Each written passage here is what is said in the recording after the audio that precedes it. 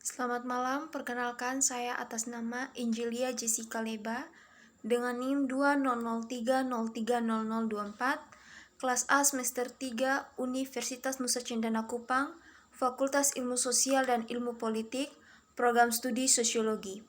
Baik, pada kali ini saya akan mereview buku kelima mata kuliah Teori Sosiologi Modern Erving Goffman. Baik, saya akan menjelaskannya pada bab yang pertama. Sebuah enigma sosiologis. Erving Goffman adalah salah satu praktisi ilmu sosial abad ke-20 yang paling luar biasa. Seorang sosiolog yang diakui secara universal karena bakatnya yang luar biasa. Dia pertama kali menjadi terkenal dengan publikasi pada tahun 1959, The Prestation of Self in Everyday Life, yang dia ikuti 2 tahun kemudian dengan Asylums, yang bahkan lebih berpengaruh. Tidak seperti biasanya bagi seorang sosiolog, Goffman menikmati ketenaran di luar disiplin asalnya. Ketenaran itu membuat penasaran karena Goffman tidak tertarik, seperti kebanyakan sosiolog terkemuka, dalam pertanyaan besar tentang sifat dan perkembangan masyarakat modern. Minatnya ialah pada struktur interaksi tatap muka, pada hal-hal kecil dari pembicaraan dan aktivitas biasa. Ini sederhana, mendukung deskripsi, klasifikasi, dan artikulasi konseptual, dan tidak menunjukkan aspirasi terhadap ekspresi profesional sebagai teori penjelasan dan prediksi yang lengkap. Goffman juga tidak mengembangkan aliran pemikiran atau pendekatan metodologis baru untuk studi kehidupan sosial. Upaya Goffman yang berpikiran tunggal terhadap analisis interaksi apa yang disarankan oleh analisis Erving Goffman tentang diri peserta dalam interaksi yang diterbitkan dalam 11 buku dan banyak artikel dari pertengahan tahun 1950-an hingga awal tahun 1980-an memenangkan hatinya. Sementara itu banyak pembaca tertarik dan merasa senang dengan ketajaman pengamatannya dan juga oleh analisisnya yang tak tertandingi tentang kehidupan sosial biasa. Yang lain merasa putus asa atas karya Goffman, menganggapnya sebagai penghindaran palsu dari masalah teoritis, teknis, dan moral serius yang telah menjiwai sosiologi sejak itu permulaannya. Terlepas dari popularitas dan daya tarik tulisan sosiologis Goffman, ada banyak pembaca dan komentator yang mengungkapkan tingkat kebingungan tentang usahanya secara keseluruhan. Sosiologi Goffman memicu banyak interpretasi kesaksian tentang warisan ambigu yang diwakili karyanya. Literatur kritis menyarankan sejumlah dikotomi yang menginformasikan tulisan-tulisannya. Yang bab kedua, asal-usul dan kemunculan. Baltazon. Baltazon ini merupakan malam awal musim semi yang berangin pada tahun 1950 di Baltazon, sebuah desa di UNST yang paling utara dari Kepulauan Shetland. Seorang mahasiswa Kanada berusia 27 tahun yang bertubuh kekar telah berjalan beberapa ratus meter melintasi lapangan basah dari satu-satunya hotel di pulau itu. Tempat dia membantu di dapur ke pondok kecil berlantai 1. Dia baru saja membeli dari Willie Pritz, seorang kofter lokal. Tunangan Willie, Mary yang juga bekerja di hotel. Mary Welly dan banyak penduduk desa lainnya bergaul dengan baik dengan siswa, tiba dengan kapal dari Lerwick pada bulan Desember sebelumnya. Ketika salju musim dingin pertama mulai mengudara, namun mereka bingung tentang apa yang dia lakukan di sini. Dia tinggal lebih lama dari pengunjung yang datang untuk mengamati burung atau memancing, atau yang hanya tertarik dengan lokasi desa yang terpencil. Beberapa orang mengira dia sedang mempelajari ekonomi pertanian Croft, dan orang lain telah mendengar dia mengatakan bahwa dia adalah seorang antropolog. Dunia yang ditemui Goffman di UNST sangat berbeda dengan kota Chicago. Keterpencilan dan ruang terbukanya mungkin meningkatkannya pada pedesaan Kanada. Pada tahun 1950, pulau itu menjadi rumah bagi sedikit lebih dari 1.000 orang dan jumlah domba yang lebih banyak. Panjangnya kira-kira 9 mil dan lebar 4 mil. Terkenal karena telah memberi novelis Robert Louis Stevenson garis besar untuk peta treasure istilahnya. Bab yang ketiga, ketertiban interaksi perjumpaan di mana-mana. Diterbitkan secara anumerta, urutan interaksi mungkin diharapkan memberikan integrasi teoretis yang meyakinkan. Kerangka kerja analitik Goffman memanifestasikan maksud sistematis yang jelas tanpa keinginan yang jelas untuk membangun sebuah sistem. Ide-ide Goffman tampaknya terus-menerus dalam proses tidak mencapai tempat peristirahatan terakhir. Kesulitan-kesulitan bagi setiap komentator yang berusaha membentukkan elemen-elemen kunci sosiologi, tantangan interaksi adalah jelas bagian dari kritik yang lebih umum terhadap metode Goffman. Namun salah jika menganggap gagasan Goffman tentang interaksi tidak terakumulasi atau tidak memiliki dasar yang sistematis. Dalam istilah dan tema ini, kita dapat menemukan topik sentral dan keasyikan sosiologi Goffman tentang tantangan interaksi. Sosiologi interaksi Goffman bertumpu pada beberapa peranggapan psikologis sosial yang sangat umum tentang sifat ekspresivitas manusia dalam interaksi tatap muka. Peranggapan ini memungkinkan Goffman untuk menetapkan konsep untuk kehadiran bersama yang diperlukan untuk memahami arsitektur dasar tantangan interaksi. Bab yang keempat, prinsip-prinsip. 10 tahun dalam pembuatan buku ini begitu luar biasa, sebagai satu-satunya tempat di mana Goffman secara eksplisit menempatkan keprihatinannya saat ini di samping para ahli teori seperti William James, Alfred Schultz, dan William E. Thomas. Dengan 576 halaman itu adalah yang terpanjang dari 11 bukunya.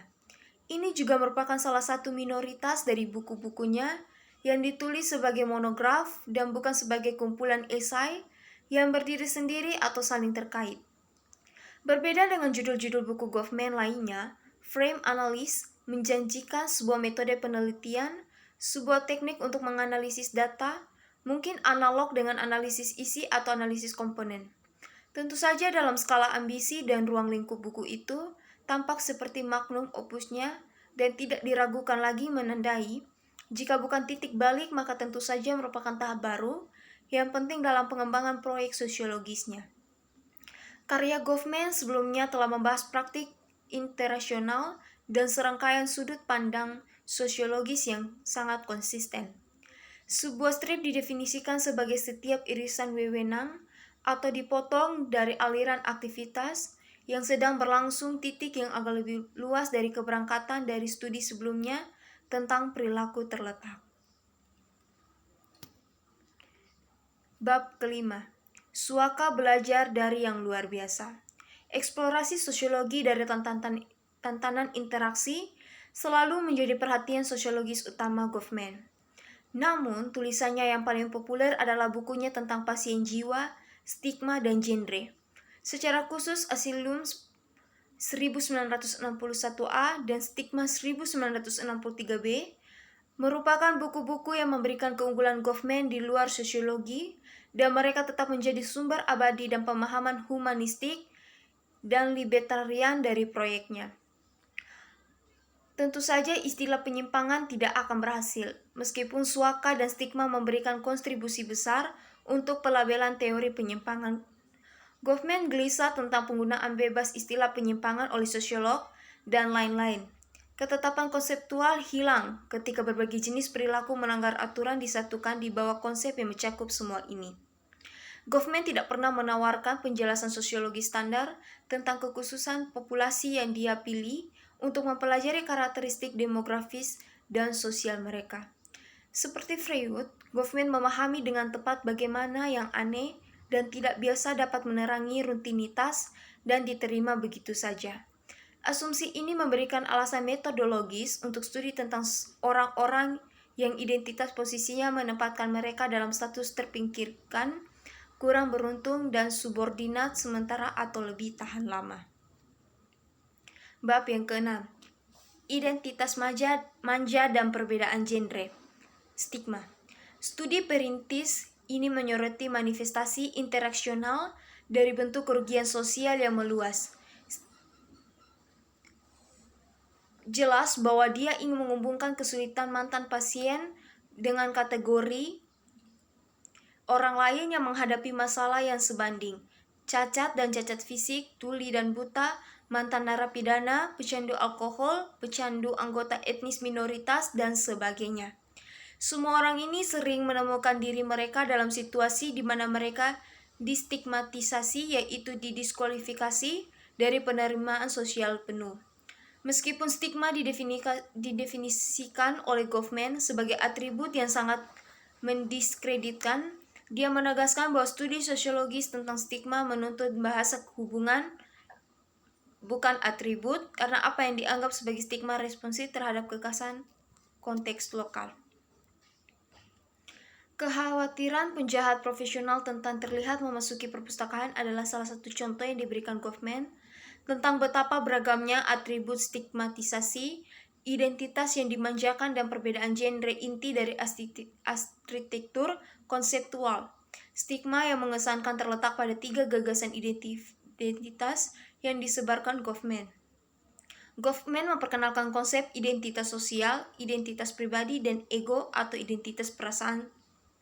Secara luas, Goffman bermaksud identitas sosial untuk merujuk pada cara sehari-hari orang diidentifikasi dan dikategorikan, identitas pribadi untuk apa yang menandai orang itu berbeda dari yang lain, dan ego atau identitas perasaan untuk merujuk pada perasaan yang dimiliki seseorang tentang identitas mereka.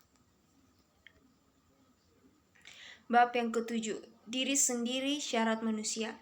Pemikiran Goffman tentang individu sama kontroversialnya dengan konsepsinya tentang metode sosiologis.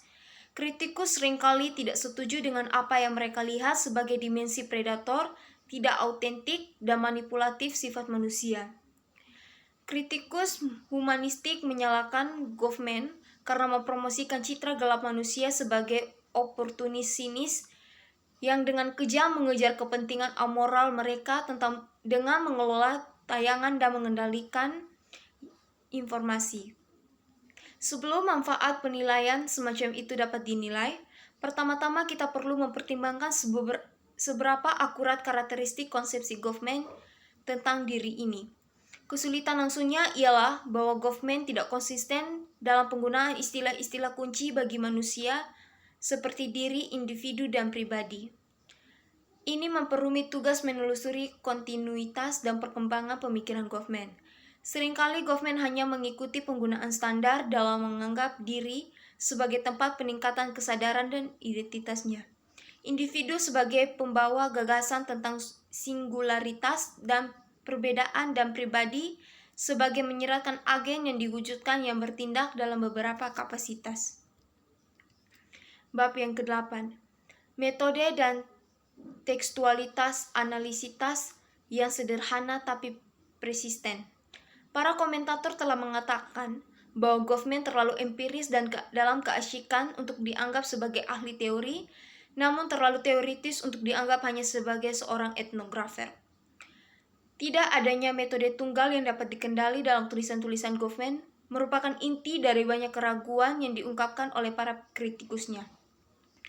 Paling-paling kritikus mengeluh bahwa sosiologi Goffman tidak memiliki metode, dan yang kedua, ia gagal menawarkan teori atau penjelasan asli tentang kehidupan sosial.